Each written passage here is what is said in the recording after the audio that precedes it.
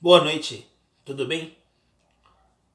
Meu nome é Rogel e este é a nossa página Você Acredita? Este é o nosso primeiro vídeo, ok?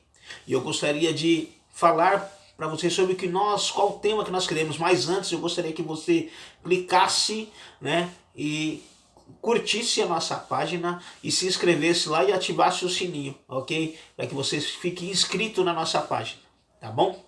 O tema é atente-se para os sinais. E eu vou começar a falar de alguns sinais do começo da história bíblica para que nós cheguemos ao texto, que é o texto que eu preciso falar com vocês, ok? Deus ele sempre deixou sinais para que o povo entendesse o que era o propósito e qual é o propósito, que é nós chegarmos à terra prometida lá no céu.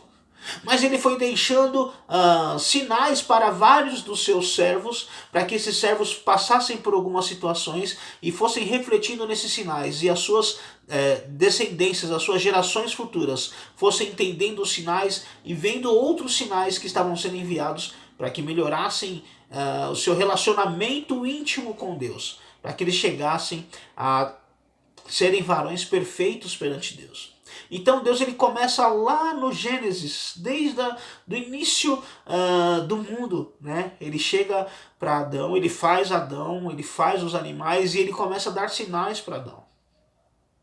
Né? Primeiro ele fez a terra, depois ele fez os animais, fez Adão e falou assim: agora você, criatura, vai dar o um nome para cada um dos animais. E aí Adão foi dando nome para os animais e foi legal e tal. E só que no final do dia Adão ele se sentiu só.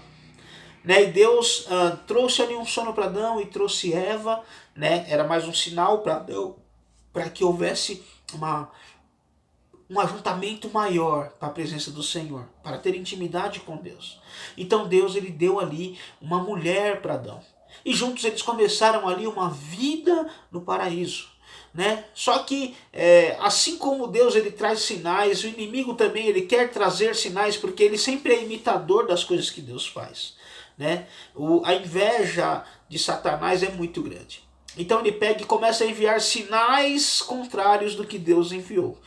Moral da história: Adão foi expulso do paraíso junto com a sua esposa, mas Deus continuou enviando sinais para ele fora do paraíso. E ele teve que viver das suas próprias forças, teve que começar a trabalhar, e assim foi se multiplicando suas gerações.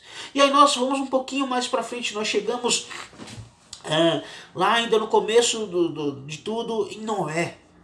Né? Noé, ele pega e Deus envia um sinal para ele, fala assim: ó, Noé, eu vou destruir a terra, né?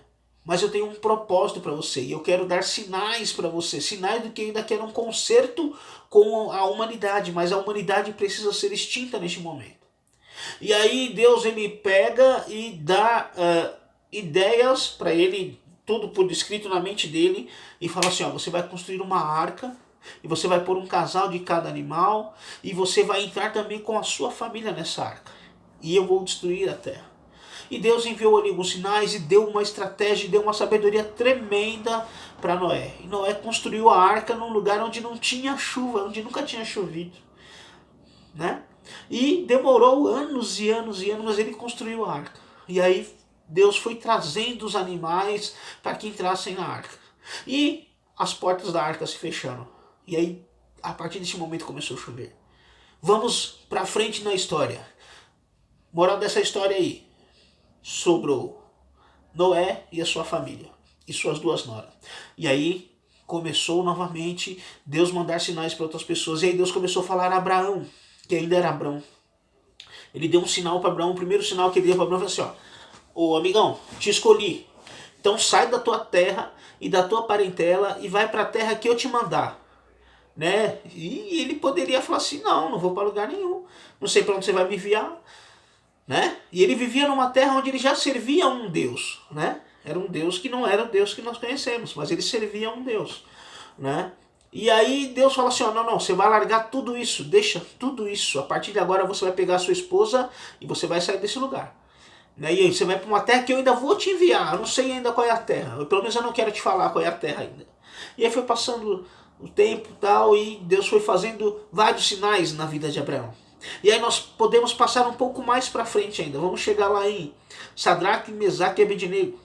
Né? Eles estavam ali na Babilônia, servindo ao rei da Babilônia, e como eu falei para vocês, o inimigo também gosta de enviar sinais, e o inimigo enviou um sinal lá para aqueles que trabalhavam ou serviam ao rei, e eles começam a falar: rei, você precisa fazer uma estátua, né? Para que todas as pessoas possam ver a sua estátua. Essa estátua representa você. E quando as pessoas ouvirem o som do pífaro, da flauta, do violão, dos tambores, eles têm que se ajoelhar perante essa estátua, né? Que significa a tua presença. Você é essa estátua. Essa estátua representa você, porque você é um Deus para a terra da Babilônia. E aí esses 3 homens, eles se recusaram a se ajoelhar perante essa estátua. E aí eles foram levados perante o rei, e o rei falou: o que acontece com vocês? Por que vocês não se ajoelham perante a estátua? E eles falaram: nós já servimos a um Deus, que é o Deus sobre todas as coisas, o Deus dos deuses, o Senhor dos senhores. E nós não vamos nos ajoelhar perante nenhum Deus que não seja Deus, o Senhor. Né? E aí o rei falou assim: quando tocar algum instrumento, vocês têm que se ajoelhar, porque senão eu vou lançar vocês na fornalha, né, de fogo ardente. Né? E aí eles não se ajoelharam, e tocaram as músicas tudo, e eles não se ajoelharam. Todo o povo, todo mundo se ajoelhou. Eles não se ajoelharam. E aí o que aconteceu? O rei mandou que a fornalha fosse aquecida 7 vezes mais. Os homens que lançaram esses homens até a fornalha morreram só de chegar perto da fornalha para lançá-los ao fogo. Mas Deus tinha um sinal para mostrar para esse rei. Né? Atentem-se aos sinais. O sinal é que as suas roupas não pegavam fogo. O sinal é que esses homens não morreram queimados. Nem tinham cheiro de fogo, nem tinha cheiro de queimado sobre a vida deles. E outra coisa, esse rei viu um 4º homem dentro da fogueira. Um 4º homem dentro dessa fornalha. Né?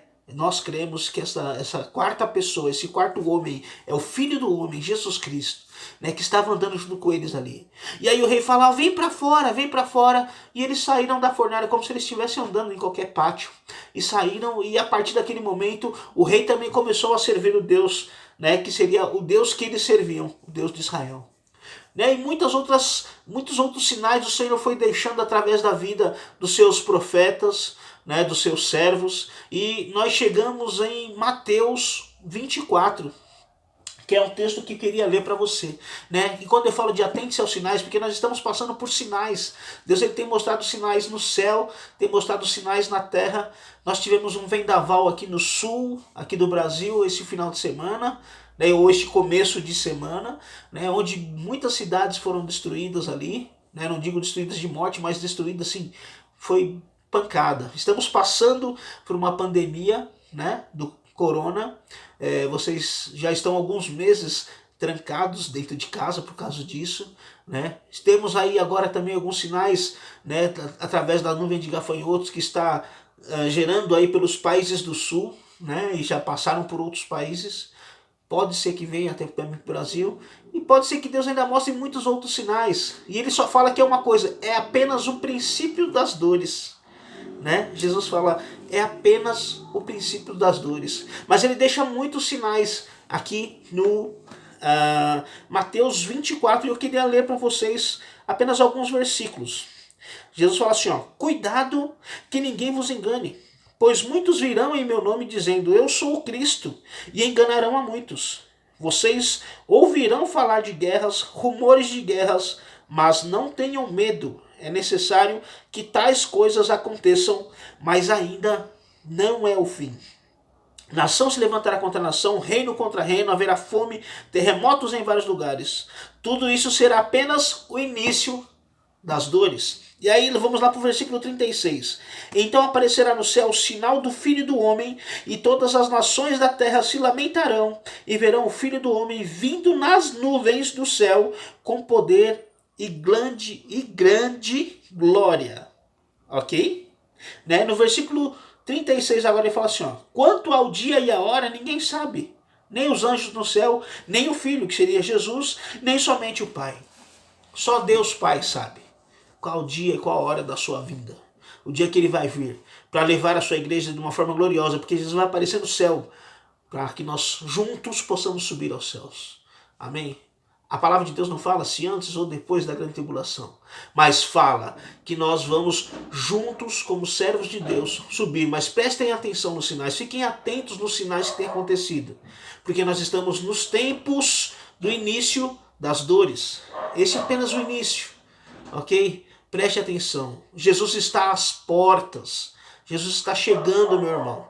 Presta atenção, nós ouvíamos isso quando éramos pequenos. Oh, Jesus está vindo, Jesus está vindo.